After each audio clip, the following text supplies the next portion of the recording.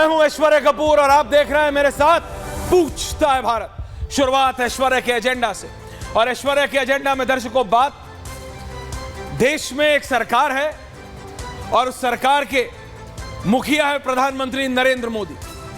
देश में जो भी दिक्कत होगी, किसी को भी दिक्कत होगी, 140 करोड़ लोग सवाल पूछेंगे तो वो देश की सरकार से पूछेंगे, प्रधानमंत्री से पूछेंगे, इसमें किसी को कोई शक नहीं है।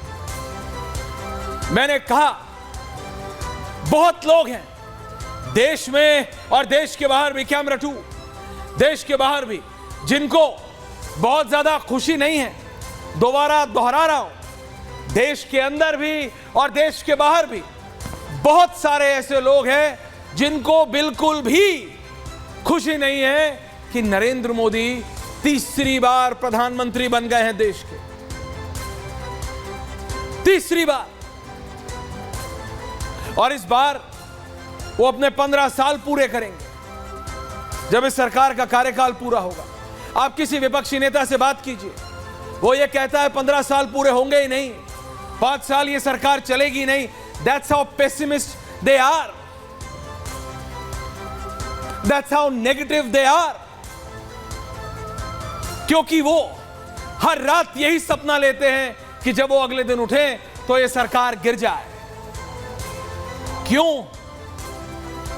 ये आप भी जानते हैं और मैं भी, और वो विपक्षी नेता तो जानते हैं। क्योंकि जो वो चाह रहे हैं वो 2014 के बाद से नहीं हो पा रहा। जो कॉम्प्रोमाइजेस वो देश की सुरक्षा से लेके जनता के अधिकारों के साथ कर रहे थे, वो नहीं हो रहा। लेकिन ऐसा नहीं कि नरेंद्र मोदी के सामने चैलेंजेस नहीं है।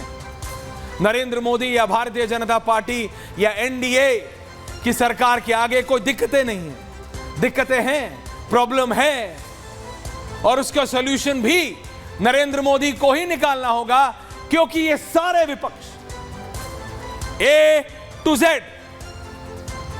सारे शुरू से लेके अंत तक बैठे हैं हर गलती पे राई का पहाड़ बनाने को, हर गलती पर,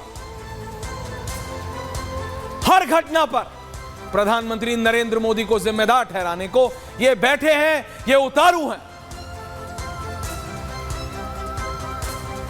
वो सोच के बैठे हैं जम्मू कश्मीर में आतंकी घटना होगी तो बोलेंगे मोदी कमजोर है। वो जानते हैं मणिपुर पे संघ प्रमुख के टिप्पणी के बाद वायलेंस होगा तो बोलेंगे मोदी कमजोर है। वो जानते हैं नीट का exam, Uttar Pradesh police constable की भर्ती का एग्जाम में गलती होगी तो बोलेंगे कि गलती मोदी की है। बात सिर्फ नीट के एग्जाम की नहीं, बात सिर्फ भारत के भविष्य की नहीं, बात इसकी भी कि कैसे उनको ये वर्ल्ड रिकॉर्ड याद रहता है या ये इतिहास में पहली बार हो रहा है याद रहता है कि भारत की सरकार में कोई भी, पहली बात तो गलत है कि माइनॉरिटी का मंत्री नहीं।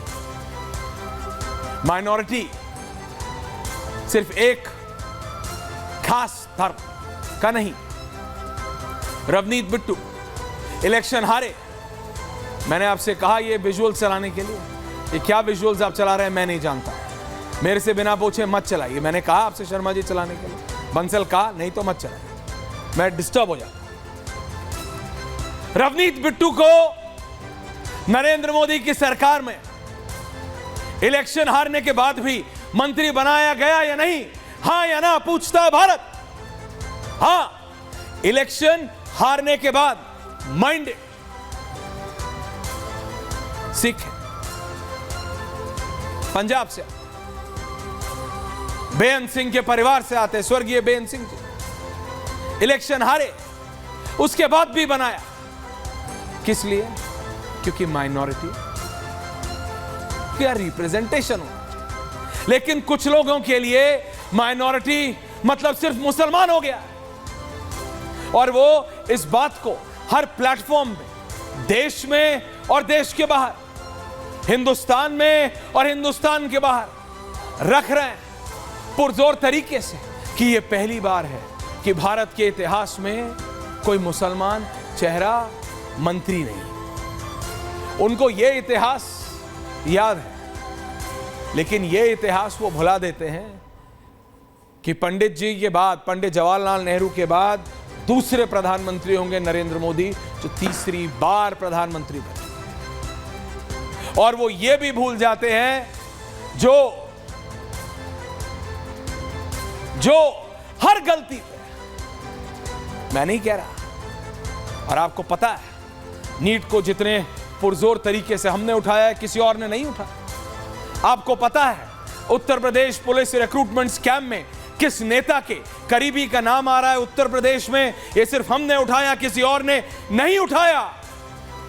तो बात सिर्फ तेजस्वी यादव की नहीं कि उनका नाम बिहार के उप मुख्यमंत्री ने ले लिया, बात उस नेता की भी जिसका नाम अभी तक उत्तर प्रदेश में किसी ने नहीं लिया है, लेकिन फिर भी सबको पता है कि किसका करीबी कहां कैसे कनेक्टेड है, क्योंकि बात भारत की, बात आपकी। और इसीलिए कहता हूं, पूछता है भारत और पूछता रहेगा भारत। राहुल गांधी अमेठी से जीतते हैं, अमेठी से हारते हैं, पहले जीते फिर हारे, फिर गए वायनाड से जीते, अब वायनाड छोड़ दिया, अब रायबरेली, क्योंकि कांग्रेस का अलग एक माइंडसेट, कांग्रेस और विपक्ष, दर्शकों ये अपना माइंडसेट क्लियर रखिए, सिर्फ इसमें खुश है कि वो किसी तरह मोदी को यानी बीजेपी को 272 से नीचे रख पाए। जैसे कि आपका पड़ोसी, भगवान करे ऐसा पड़ोसी आपका ना हो, लेकिन ज्यादातर होता कि आपका पड़ोसी, उसको यह नहीं फर्क पड़ता कि उसके घर में क्या है, उसको इससे फर्क पड़ता है कि आपके घर में नया फ्रिज आया क्या, नया टीवी आया तो कितने इंच का है, नई गाड़ी आई तो छोटी वाली आई कि डिक्की वाली आई कि एसयूवी आई, और अगर एसयूवी आई तो कौन से ब्रांड की आई। वो आपकी खुशी को देख के ज्यादा दुखी होता है, अपनी खुशी को नहीं। तो विपक्ष के साथ वही समस्या है, वो इसलिए खुश है क्योंकि वो मोदी को 270-72 से नीचे रख पाया। वो ये भूल चुका है कि अभी जब संसद सोमवार से शुरू होगी, सोमवार से संसद शुरू हो रही है, तो सरकार उसी बीजेपी की, प्रधानमंत्री वही मोदी है, गृह मंत्री वही अमित शाह है, रक्षा मंत्री वही राजनाथ सिंह है, ट्रेजरी बेंचेस पे अभी भी बीजेपी होगी, और कांग्रेस और समाजवादी पार्टी अभी भी विपक्ष में ही होंगे। लेकिन क्योंकि बीजेपी 270 पे नहीं है, तो इसीलिए अनुराग भदौरिया आते हैं तो ऐसे बोलते हैं कि वो जीत चुके हैं। कांग्रेस के नेता आते हैं तो बोलते हैं देखो हरा दिया। इसीलिए मैंने कहा था ये इनकी अपनी गणित है जिस पे चल रही। वो ये आप तक मैसेज ट्रिकल डाउन करना चाहते हैं या कराने के लिए आमादा हैं कि उन्होंने मोदी के ब्रांड को, कल एक ग्राफिक बनाया था धीरज तुमने जो चलाया नहीं था, मोदी का ब्रांड बढ़, वो निकालो चलो, कि मोदी के ब्रांड को किस तरह से उन्होंने रोक दिया है, उन्होंने किसी तरह से जंजीरों में जकड़ दिया है, which is in principally wrong, पूरी तरह से गलत है। लेकिन 14 से 19 से 24 मोदी की एक्सेप्टेबिलिटी, मोदी की पॉपुलैरिटी अपने ग्राफ पे बढ़ रही है, उसको डेंट पड़ा है। हां, और यह बात बीजेपी को इंट्रोस्पेक्ट करनी है कि क्यों और कैसे, क्योंकि बीजेपी ने यह गलती कहीं की है पिछले इलेक्शन में। विपक्ष चाहे रिजर्वेशन का मुद्दा हो या संविधान बदलने वाली बात, जो कि विपक्ष ने पुरजोर तरीके से जमीन पर रखी, ग्राउंड पर रखी, आपके बीच में रखी, और जनता को कहीं ना कहीं विश्वास हो गया। इसलिए क्योंकि सरकार की तरफ से काउंटर नहीं आया, सरकार के अपने लोग, सरकार के अपने मंत्री, सरकार के अपने बड़े बड़े नेता पब्लिकली कहने लगे 400 सीट तो संविधान बदलने के लिए चाहिए, तो किसी नेता ने रिजर्वेशन पे बोल दिया। तो फिर क्या था, विपक्ष ने उसको इस्तेमाल किया, जितना कर सकती थी कर लिया, मिस इंफॉर्मेशन, मिस रिप्रेजेंटेशन किया, और उसका फायदा भी उनको मिला। कांग्रेस 99 पे, और उसी 99 को लेके वो आज आसमान पे चढ़े हुए, आसमान। और ये बताने के लिए, या जनता को ये समझाने के लिए आमादा है कि किस तरीके से उन्होंने मोदी को हरा दिया है। कैसे? ये कोई नहीं, क्योंकि प्रधानमंत्री अभी भी नरेंद्र मोदी है इस पूरे 5 साल के। और इसी पे है आज पूछता है भारत।